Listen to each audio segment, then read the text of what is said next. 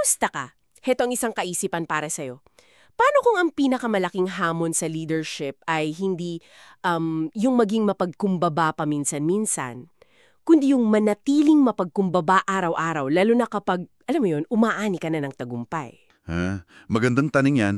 Madalas kasi, ang akala natin sa humility, parang checkbox lang, natapos na. Ganon. Pero based dito sa mga material na tinitingnan natin ngayon, mukhang mas tumpak itong ituring na parang isang kalamnan. Kailangan laging i-ehersisyo para hindi manghina. Exactly. Tama. Kaya sa ating pag-uusap ngayon, susuriin natin tong ideyang to, yung sining ng pananatiling mapagkumbaba.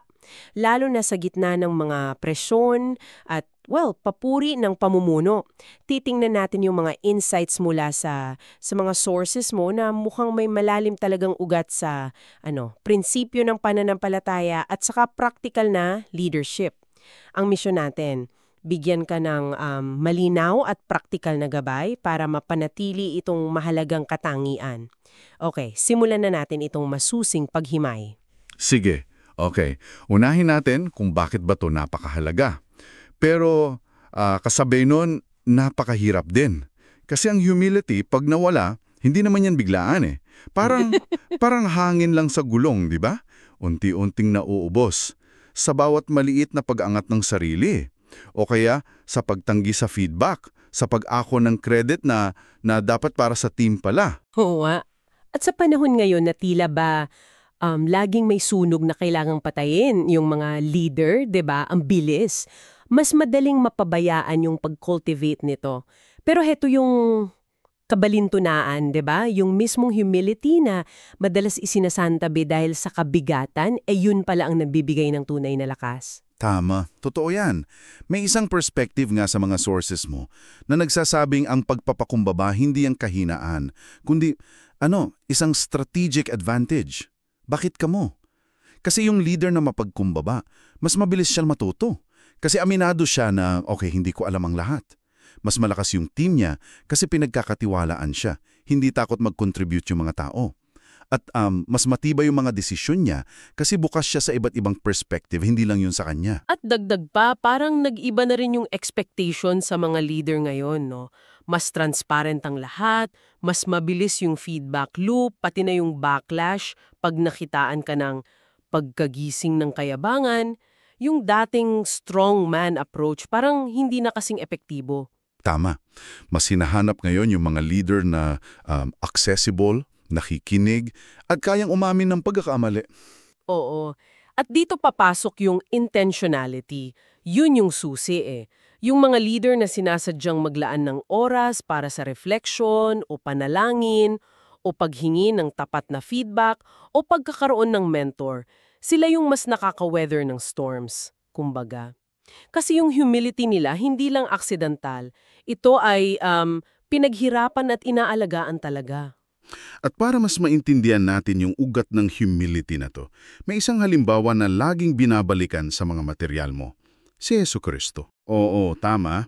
Partikular sa sinasabi sa Philippians chapter 2, ito yung tinatawag na kenosis hymn, isang napakalalim na konsepto. Sinasabi doon, magkaroon kayo ng kaisipan na tulad ng kay Kristo Jesus, na bagamat siya'y nasa kalikasan ng Diyos, inubad niya ang kanyang sarili, tinanggap ang kalikasan ng isang alipin. Siya'y nagpakumbaba sa kanyang sarili at naging masunurin sa kanyang sarili hanggang sa kamatayan, maging sa kamatayan sa krus. Grabe. Sobrang bigat nun. Isipin mo, yung may kapal, naging tao. Yung hari, naghugas ng paa ng alagad. Yung ultimate act of, downward mobility. Anong aral nito para sa'yo bilang leader? Marami. Marami talaga. Siguro una, yung leadership, hindi siya tungkol sa posisyon, kundi sa paglilingkod. Service. Pangalawa, yung kapangyarihan, dapat gamitin para iangat yung iba, hindi yung sarili mo lang. Pangatlo, yung pagpapakita ng kahinaan o vulnerability, hindi yan sign ng weakness, kundi ng lakas ng loob at tiwala sa sarili mong identity na hindi nakasalalay sa performance mo. At pangapat, siguro yung tunay na self-worth, hindi galing sa achievements kundi sa mas malalim na pagkakakilanlan sa konteksto ng mga sources mo. Ito yung pagiging anak ng Diyos. Okay, so kung si Kristo yung huwaran ng pagpapakumbaba, ano naman yung pinakamalaking hadlang dito?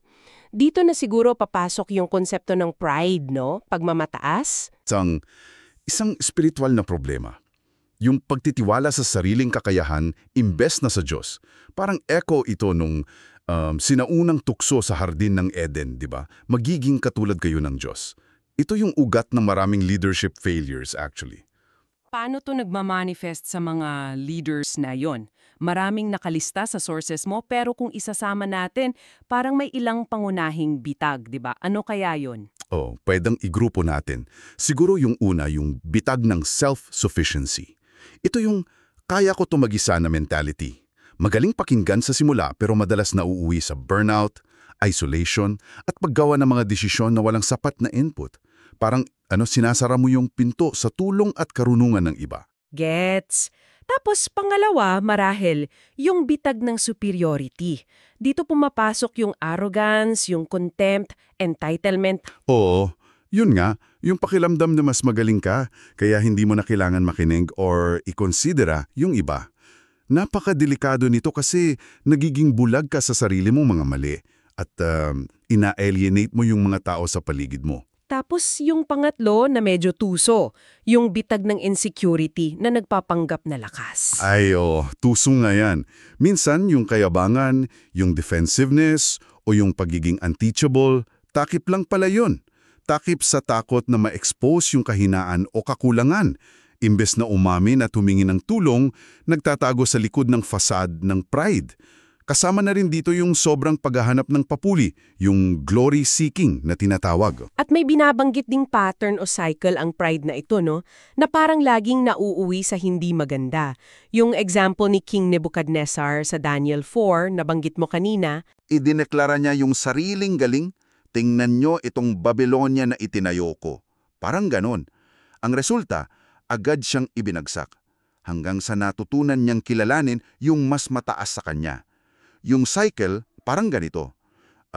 Tagumpay, tapos pag ako ng lahat ng credit, pagtingin sa sarili bilang superior, tapos pag-isolate mula sa mga taong pwedeng magbigay ng tapat na feedback, pagkabulag sa mga panganib at sariling mali, tapos, yun na, pagbagsak. Paulit-ulit itong nangyayari sa kasaysayan, maging sa modernong leadership. Nakakalungkot, pero totoo. Nakakatakot yung cycle na yun. Grabe. Kaya ang tanong, paano to maiiwasan? Paano consciously palalakasin yung humility muscle na sinasabi mo? Dito na papasok yung konsepto ng spiritual disciplines o mga espiritual na gawain, tama?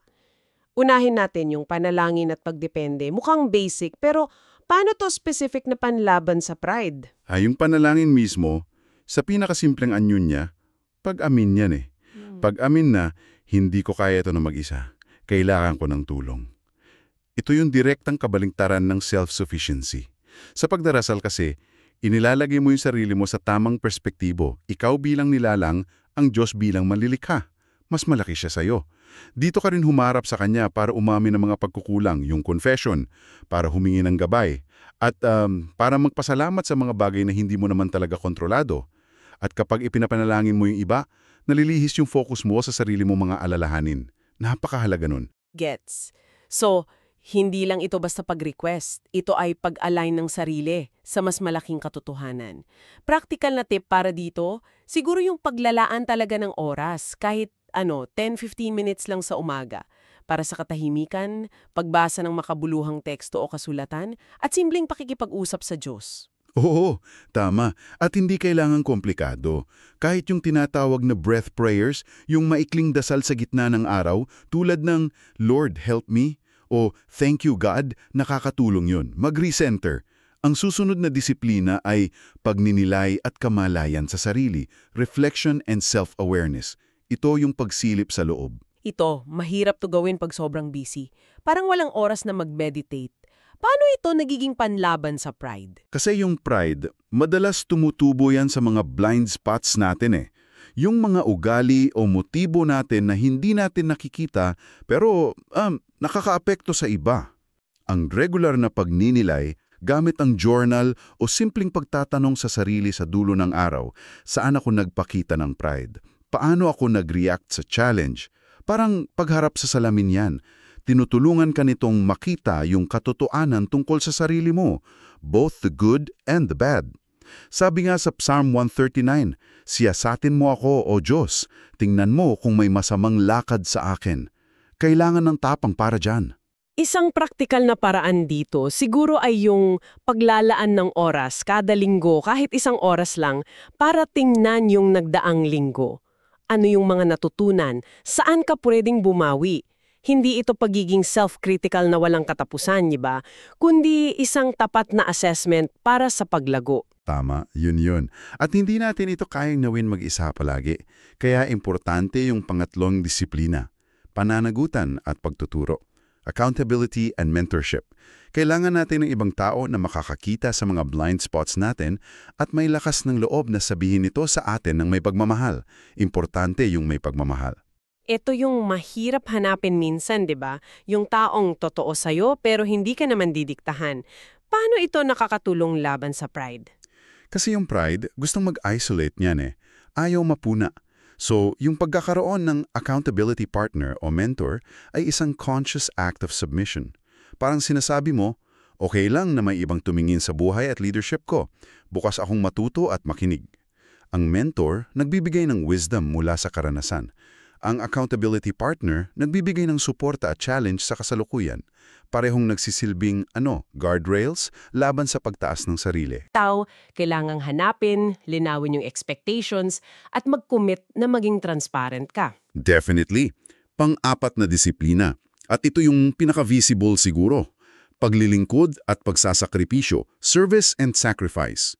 Kung babalik tayo sa example ni Kristo na naghugas ng paa, ito yung puso ng humility in action. Paano ito naiiba sa simpleng pagiging mabait lang? Kasi marami namang mabait na leader, pero Magandang punto. Ang tunay na paglilingkod dito ay yung pag-prioritize sa pangangailangan ng iba o ng misyon kesa sa sariling kaginhawaan o agenda. Ito yung handang madumihan ng kamay, yung mag-empower ng iba kahit na sila pa yung makuha ng credit. At minsan, magsakripisyo ng oras, resources o kahit kontrol. Ito'y pagpapakita na yung leadership mo ay hindi para sa sarili mong kapakanan. May mas malaking purpose. so pwede itong kasing simple ng pagtulungan sa isang team member na nahihirapan o kasing laki ng pag-step down sa isang role para bigyang daan ng iba. Ang mahalaga ay yung motibo. Ginagawa mo ba ito para sa ikabubutihin ng mas nakararami? Oo, yun ang puso nun. At ang huli na siyang pundasyon ng lahat. Pagpapabusog sa katotohanan. Feasting on truth, ika nga. Partikular sa konteksto ng mga sources mo, ang scripture at sound doctrine. Ito ang nagbibigay ng tamang framework at pananaw sa lahat ng ito. Paano ito naiiba sa simpleng pagbabasa lang ng libro or articles? Kasi ang salita ng Diyos, ayon sa pananaw na ito, ay hindi lang aklat ng mga rules o stories, kundi isa siyang salamin na nagpapakita kung sino ang Diyos, na siya ay sovereign, gracious, at kung sino tayo, dependent, needing grace. Ito rin ang nagpapaalala sa atin ng halimbawa ni Kristo at nagbibigay ng direktang utos na magpakumbaba at mga babala laban sa pride. Ang pag-unawa sa kabuuang kwento at mga pangunahing doktrina ay parang angkor na pumipigil sa atin na maanod ng sariling ego o ng kung anong uso. Okay, so ang pag-aaral nito ay hindi lang para madagdagan ang kaalaman, kundi para mahubog yung puso at isipan tungo sa pagpapakumbaba. Practical tip dito. Siguro, yung hindi lang basta pagbabasa, kundi pagmumuni. Yung meditation sa isang verse or passage at pagtatanong, ano ang sinasabi nito tungkol sa Diyos? Tungkol sa akin? At paano ko to isa sa buhay ngayon? Oo, yun. Pag-internalize. At ang pagsali sa mga grupo na sama-samang nag-aaral nito ay malaking tulong din para sa iba't ibang perspektibo at application. Hindi ka nag-iisa. Okay, ang dami nating napag-usapang disiplina, ang husay. Pero alam mo, ang totoong laban, nasa araw-araw, di ba? Sa gitna ng deadlines, meetings, mga problema, chaos minsan. Paano ito maisa sa buhay consistently? Dito pumapasok yung ideya ng pang-araw-araw na ritmo, daily rhythms. Tama ka dyan. Kasi ang leadership madalas parang ipo-ipo yan eh. Isang vortex ng gawain. Kung hindi ka magiging intentional, hihigupin ka niyan at makakalimutan mo na ang mga prinsipyong ito. Kailangan ng maliliit pero consistent na mga angkla sa buong araw. Mga habits. Tulad ng, siguro yung sinasabi mong morning routine, hindi kailangan mahaba, pero yung ilang minuto lang para mag-set ng intention, manalangin, o magpasalamat bago sumabak sa maghapon. Pwede yun. Tapos, sa gitna ng araw, baka pwedeng mag-schedule ng maiksing pause, kahit 5 minuto lang, para huminga, mag-recenter, mag-stretch. Oo, napakahalaga niyan. Critical yung mga pause na yan. At pati yung mga simpleng bagay tulad ng paglalagay ng visual reminder, isang quote, isang picture sa iyong workspace, nakakatulong yon. Yung pagsasanay na makinig muna bago magsalita sa meeting. Active listening talaga. Yung paghingi ng input bago gumawa ng malaking desisyon. Maliliit na bagay pero malaki ang impact. At sa gabi, yung mabilis na review ng araw, saan ka nagpakita ng humility, saan ka nag-struggle sa pride. Hindi ito para maging perpekto, kundi para manatiling aware lang. At paano naman sa mga pagkakataong talagang nasusubok tayo? Halimbawa, kapag sobrang pressure, o kaya naman, kabaliktaran, kapag sobrang tagumpay, mukhang dito pinaka-critical ang humility, no? Totoo. Sa ilalim ng pressure, yung pride uudyukan kanya na mag-project ng strength kahit wala na, magtago ng problema, maniisin ng iba. Ang humility naman, magbibigay sa iyo ng lakas ng loob na umamin ng limitasyon. Okay, hindi ko kaya to mag-isa, kailangan ko ng tulong. Magiging vulnerable ka sa tamang paraan. At mas lalong kakapit sa iyong support system o accountability partners. Isipin mo si Lincoln sa gitna ng Civil War. Laging humihingi ng payo at nananalangin. Hindi kahinaan yun, kalakasan yun. Sa kabilang banda naman, kapag may tagumpay, na sabi mo nga kanina pwedeng mas mapanganib pa sa pride, anong itsura ng mapagkumbabang leader? Di po. Yung mapagkumbabang leader, mabilis siyang magbigay ng credit. Sa Diyos, sa team. Hindi niya inaangkin yung spotlight para sa sarili niya lang. Tulad ni C.S. Lewis, na kahit sobrang sikat na manunulat, na natiling simple at laging itinuturo yung mambabasa pabalik kay Kristo. O si Satya Nadella sa Microsoft na binago yung kultura mula know-it-all patungong learn-it-all. Wow yun. Ang tagumpay ay hindi nagiging dahilan para tumigil sa pagkatuto o isang tabi yung mga spiritual disciplines. Bagos, mas lalo pang ang nagiging mapagmantay laban sa pride kasi alam niyang delikado yung tuktok.